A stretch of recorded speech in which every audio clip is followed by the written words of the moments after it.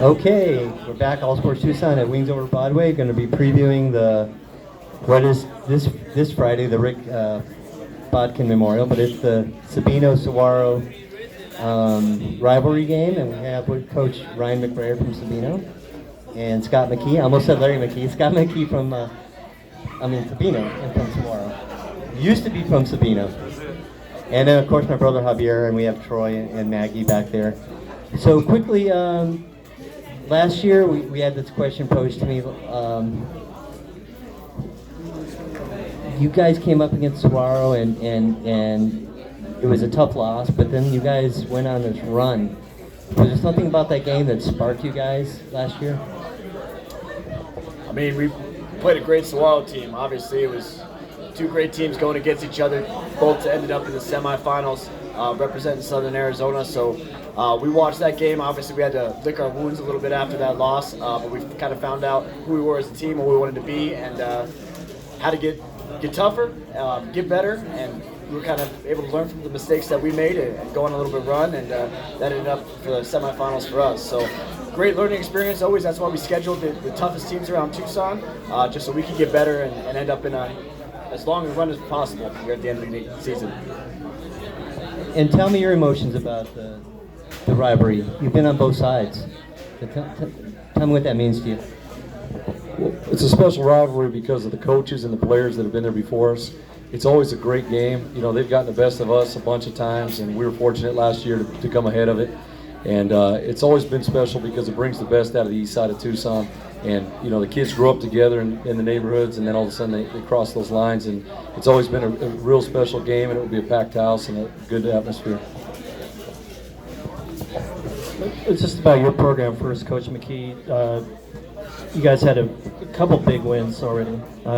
You guys beat Buena last weekend, a big game, kind of a revenge game after last year. And you lost some talent. I think of Cameron Williams.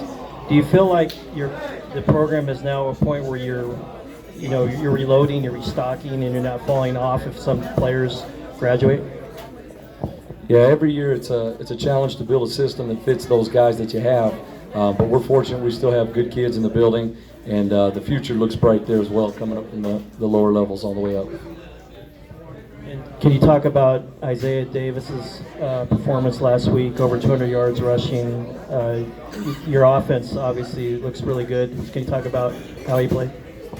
Yeah, the key to our offense is we got to continue to gain balance. You know, that was a muddy, windy, rainy game with a lot of penalties, so we just decided to give it to one of our better football players 22 times in a row, and he paid us back with 260 yards. So we're fortunate to have him, but those guys up front did a good job too. I'm sure you watched game film last week of this team, but I don't think I've ever seen a team stop another team at the 2-yard line on first and goal or second and goal. And that was incredible. That may have been a season changer. And I don't know if I asked you after the game, did you even know that as coach that happened? Because sometimes when I coach, I'm like, what? So tell me about those two defensive stands. I mean, it was some great football down. Never good to let them down at the 2-yard line multiple times, but our guys dug deep, and we didn't want to start 0-2 again. We had a rough start last year. We had a good group coming back, a lot of seniors, especially on that defensive side of the ball. So they had a great kind of bear down moment, made some plays when we needed to. As we talked about, that's something we practice every day, getting down on that goal line and showed a little bit of toughness, and they came through when it mattered most. So it was very exciting to watch those guys kind of see their work put in, unfold, and help us win a game, because those were some big-time stops that we needed, obviously being that 14-7 game. A real close game all the way through. So that helped us propel us to get that first victory of the season. Talk a bit about Skaggs. I mean, he's still relatively unknown and young quarterback, and tell me how he's developed as a quarterback for your team. I mean, Skaggs he's a stud. He's only a junior right now. I think last year he came in kind of by necessity. We started off, as we said, 0-2 against two very good opponents in Casa Grande and, of course, Sahuaro over here. And we realized we need to kind of make a change to help our team move forward. He came in, stepped in. We have still a lot of seniors around him when he stepped in as a sophomore. but once he came in, he kind of just did his thing. We kept the reads that he had very limited, but now the full playbook is kind of at his disposal. In this offseason, he's kind of led by example, and we're very happy to have him for this year and the next year, and we'll see where he ends up, because I don't think his playing days are going to be over after high school.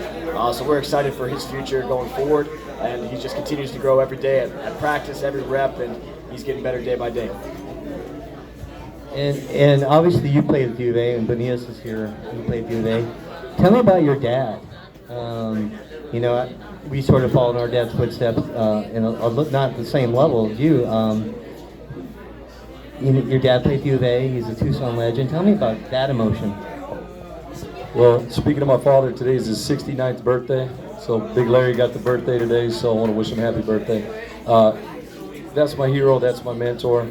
You know, I was very fortunate. I got to grow up in his, following that guy around.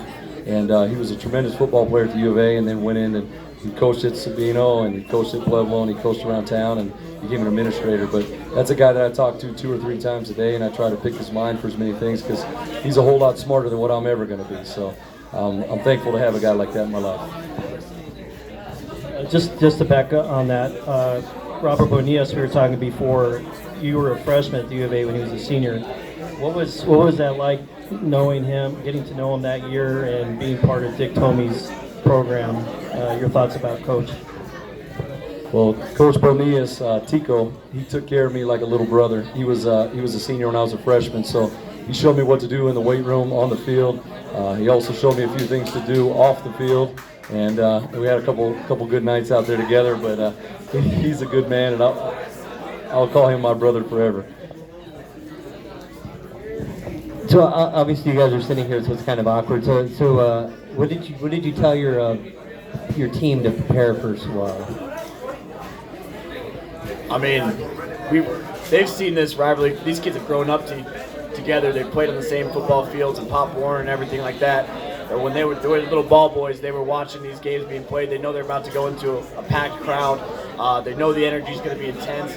I don't know if there's a better environment between a Sabino and Sahuaro football game. If you're not doing anything Friday night, that's where you want to be, because I mean, if the coach has to say something, and Coach McKee over here has to say something to get our kids riled up for this game, we don't got the right kids on our sideline. These guys are ready to go, and I know his guys are just going to be just as ready. It's going to be a playoff-type atmosphere, and it's kind of bragging rights between the two groups every year. So we look forward to it. It's a matchup of 2 great teams, and I think our guys, just as his, are ready to go. We have tremendous respect for Sabino, their staff, and what's been done there before. And we just talk to our players about taking care of each play the best that they can, and keep fighting all night long. And I got a lot of confidence in our kids, but it's going to be a tremendous challenge. And like I said, it's one of the best shows that you can have in town. It's going to watch those 2 East Side schools play, because they're both going to do it the right way, and it's going to be a good football game. I just wanted to touch just one more thing about the defenses, because it seemed like you guys have individually some good, strong defensive players. Can you talk about your defensive standouts?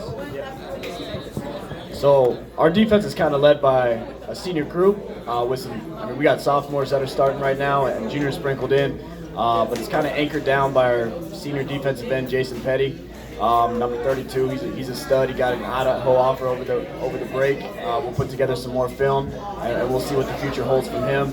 But we're led by number 25, a senior middle linebacker, Marquise Stubblefield. Zachary Porter Trainer's another one of our linebackers. He had 3 sacks last week. And Luke Thompson, who we think is going to develop into a pretty good stud outside linebacker as a junior right now.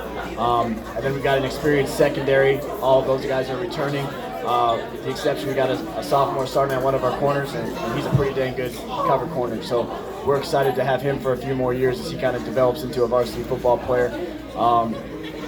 But we move around, we're fast. We don't have the size that a lot of teams do, but we try to use our advantages that we have and move around inside the box and make plays where we can. For us, defensively, starts with Brian Graves, the defensive coordinator, longtime guy for me. He's done a great job. And then starts with the front 4. Okay, that's 3 returning seniors, and then a junior that's sprinkled in there, and then our secondary is a very, very talented group. But again, we're just trying to get better each day and do the best that we can do every night. This will be the second week in a row I get to go to a rivalry game, so I'm excited about that. And there was a lot of energy and enthusiasm at the Desert View game, so it's going to be the same story. So how do you guys keep your players locked in, knowing all the outside stuff like that's going on? You just make it a game. It's still football. It's still stuff that you get to. There's lucky guys to get able to play the game and do this on Friday night. You know, we're proud of our guys, and they know the process. We go through a nice system every night, and we just do what we got to do to be ready to go play. I just got to say my granddaughter just made an appearance. But anyway, your family's here. You want to introduce your family? I appreciate it. I got Nicole McKee here, and then Michaela McKee, who's in cross country for Tanque Verde Middle School, and Sienna there. She cheers for the Cowboys at Tanque Verde, specializing in the high V, the low V, and the sideways clap. I don't think you have any family here, but you do have Annalisa Masunas just showed up. You want to talk a bit about her son? So Annalisa just walked in. My wife is actually finishing up. We have our spaghetti dinner to get these guys ready, get all their carbs in. But Annalisa does a great job taking pictures, helping out. She was at the spaghetti dinner too, making sure all our guys are fed and ready to go. But her son is also Michael Masunas, a sophomore for us, one of our stalwarts at the defense that we just talked about.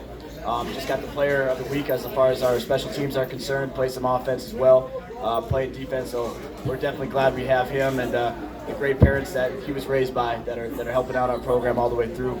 So we love all the parents they're helping every single day. So we got a great support system over at Sabino. I was standing right there. I'm sure Skaggs wants that throwback in that first drive, because I don't think he expected, I'm sure you watched the game film, from Mike to be so open. And he's a big body, so he's gonna be a hard guy to take down. So, is there anything you want to say about your team and your season? Or? We're just trying to work hard every day and represent our Sahuaro High School and all the guys that come before us. You know, and I also want to thank Coach Bonias for a great game that he had last week, and I really pulling for his team this year, because that's a Wildcat right there. And bear down, Tico. I'll just finish off by saying happy birthday to Coach McKee, a great legend that we have in our Sabino record books. We print out the yearbooks every year. And the East Side rivalry is alive and well, especially now that we got two pretty dang good teams here playing on the East Side. So we're excited for Friday night. We hope to see everybody out there. A lot of good football is being played in Tucson. So I hope we can keep appreciating you guys and supporting us and putting on these shows and getting our guys noticed, because Tucson got some great football, and we're looking for a great season ahead of us. Okay, thanks coaches again for Maggie Morales, Troy Hutchinson, Javier, and myself, Andy. All Sports Tucson, we're at Wings Over Broadway, and this is all heading up to the Southern All-Stars, which will be at Frog and Perkins, so take care. Thank you.